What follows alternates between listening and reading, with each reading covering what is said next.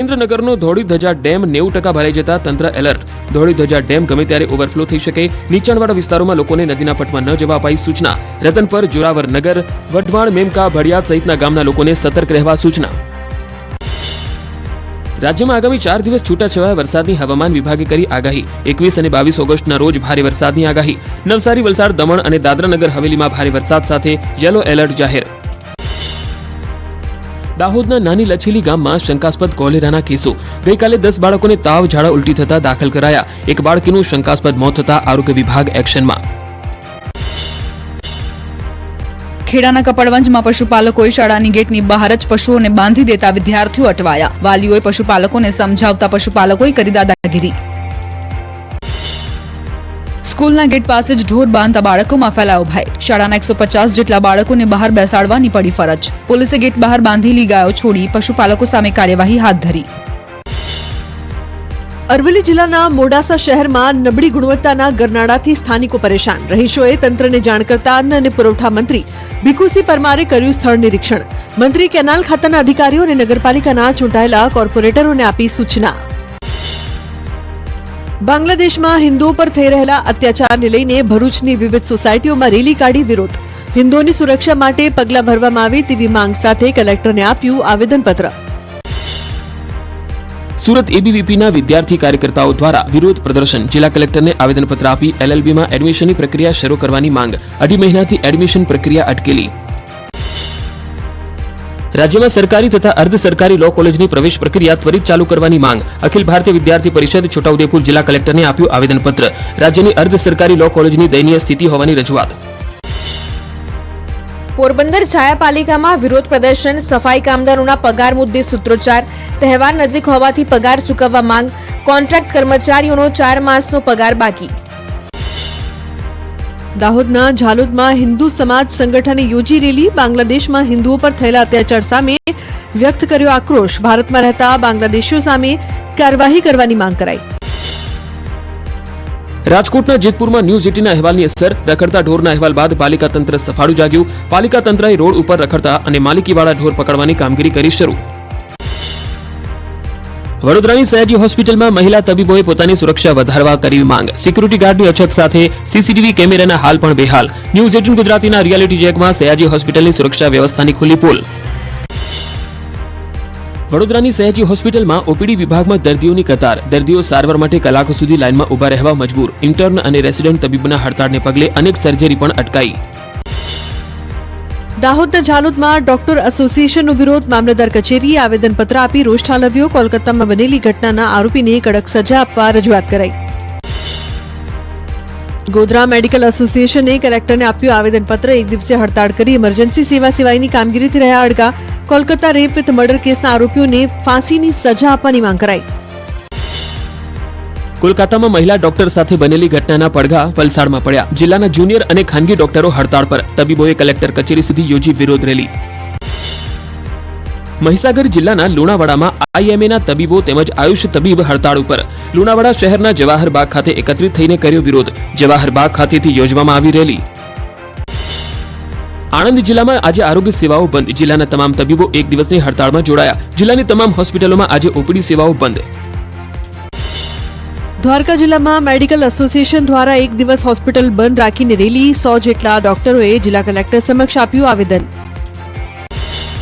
સુરેન્દ્રનગરમાં સિયુષા મેડિકલ કોલેજના જુનિયર ડોક્ટરો ઉતર્યા મેદાનમાં. મહિલા ડોક્ટર પર દુષ્કર્મ કરી હત્યા આચરનારાઓ સામે ફાંસીની સજાની કરી માંગ. સૂત્રોચ્ચાર સાથે રેલી યોજી કલેક્ટરને આપ્યું આવેદન. સાબરકાંઠા જિલ્લાની મુખ્ય જીએમઈઆરએસ સિવિલથી યોજાઈ રેલી.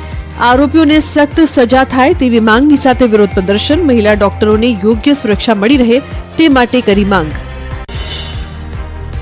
કોલકાતામાં બનેલી ઘટનાને લઈ છોટાઉદેપુરમાં વિરોધના વંટોળ. બોડેલી તાલુકાના ડોક્ટરો ઉતર્યા હડતાળ પર. ખાનગી હોસ્પિટલમાં પણ 24 કલાક ઓપીડી રહેશે બંધ.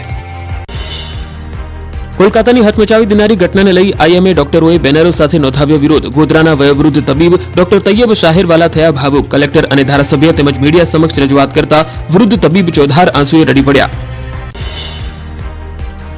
મોરબીમાં પણ આઈએમએ દ્વારા કલેક્ટરને આપ્યું આવેદનપત્ર. 24 કલાક હડતાળ પર ઉતરી ન્યાય અને સુરક્ષાની માંગ કરી. તબીબોએ ન્યાયની માંગ સાથે સૂત્રોચ્ચાર કર્યા.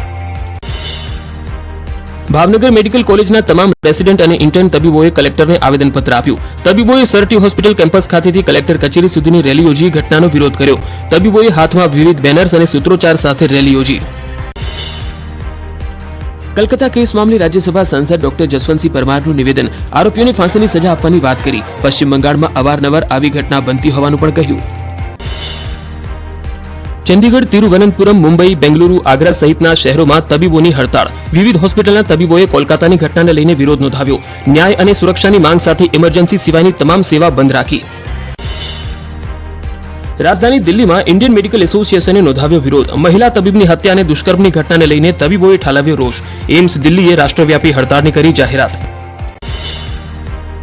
આસામમાં ગુવાહાટીમાં ઇન્ડિયન મેડિકલ એસોસિએશને નોંધાવ્યો વિરોધ. જીએમસીએચ હોસ્પિટલના તબીબોએ આરજીકર મેડિકલ કોલેજ અને હોસ્પિટલની ઘટનાને વખોડી.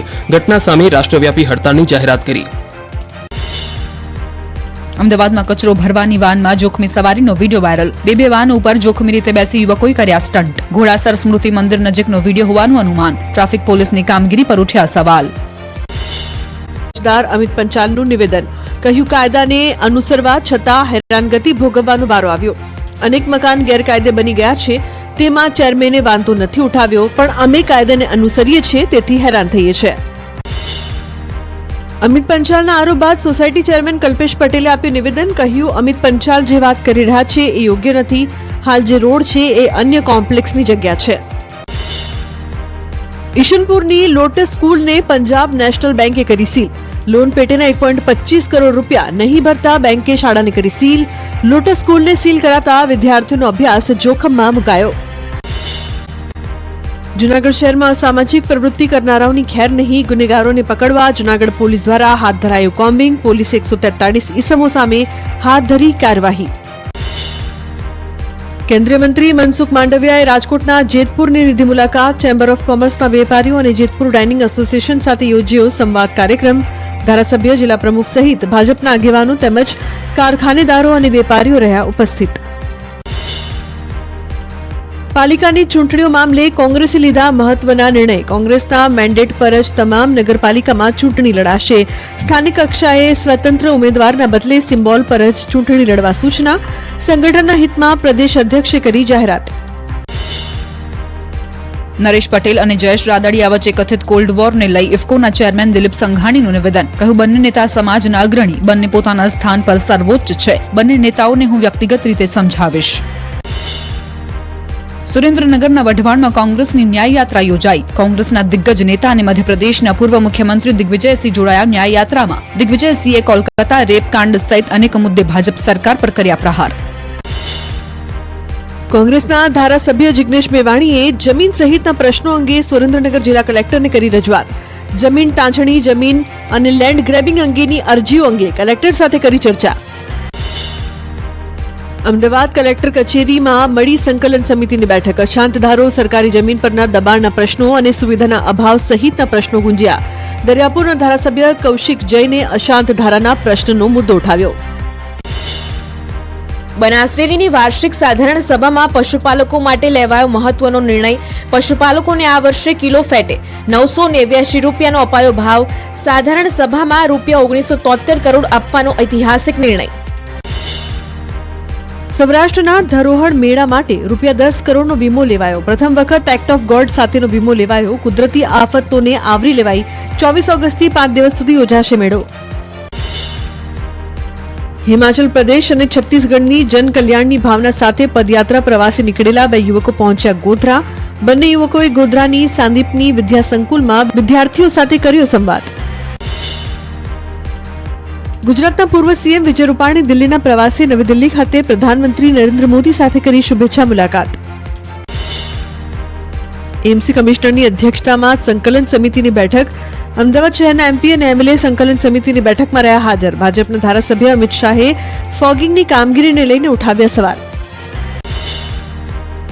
અમદાવાદની સેવાકીય સંસ્થા રોબિનહુડ આર્મી દ્વારા જરૂરિયાતમંદ લોકોને અનાજની કીટનું વિતરણ. 15 ઓગસ્ટથી 25 ઓગસ્ટ સુધી 1 કરોડ જરૂરિયાતમંદ લોકોને કરાશે રાશન કીટનું વિતરણ.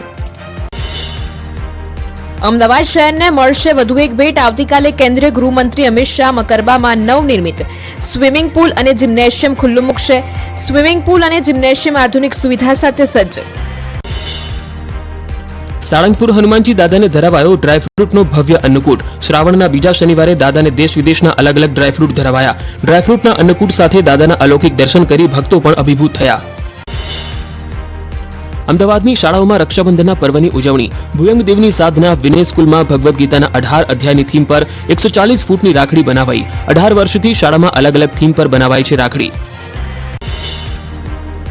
મેટલ અને ડાયમંડની રાખડીમાં ટંકારાનો દબદબો. કલ્યાણપુર ગામમાં 300 થી વધુ બહેનો ઘર બેઠા જ મેળવે છે રોજગારી. 700 થી વધુ ડિઝાઇનની ટ્રેડિશનલ રાખડીઓ ભારતમાં ધૂમ મચાવે છે.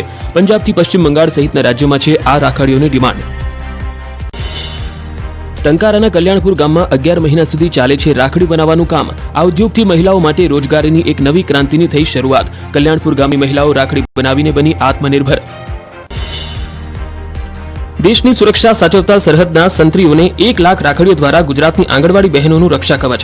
એક રાખી દેશ કે જવાનો કે નામ અંતર્ગત રાખડી અને કળશ સાથે શુભેચ્છાઓ. કળશ અર્પણ વિધિમાં ભાનુબેન બાબરિયા અને મુખ્યમંત્રી હાજર. મધ્યપ્રદેશના ઇન્દોરમાં વિશ્વની સૌથી મોટી રાખડી તૈયાર. રક્ષાબંધન પર ગણપતિ દાદા માટે તૈયાર કરાઈ 13 ફૂટની રાખડી. પર્યાવરણ સંરક્ષણનો સંદેશ આપતી રાખડી બની આકર્ષણનું કેન્દ્ર. અમદાવાદમાં નવનિર્મિત ફૂટ ઓવરબ્રિજનું લોકાર્પણ. શાહીબાગ BAPS મંદિર બહાર ફૂટ ઓવરબ્રિજ બનતા દર્શનાર્થીઓને મળશે લાભ. અંદાજે 2.35 કરોડના ખર્ચે બનાવાયો છે બ્રિજ. વડીલો માટે બ્રિજ પર લિફ્ટની પણ વ્યવસ્થા. હિંમતનગર તાલુકાના કડોલી ખાતે 75મો વન મહોત્સવ ઉજવાયો. સામાજિક વનીકરણ વિભાગ દ્વારા વૃક્ષોનું કરાયું વાવેતર. સ્થાનિકોને વૃક્ષોનું વિતરણ પણ કરાયું. વધુમાં વધુ વૃક્ષો વાવી જતન કરવા અપીલ કરાઈ.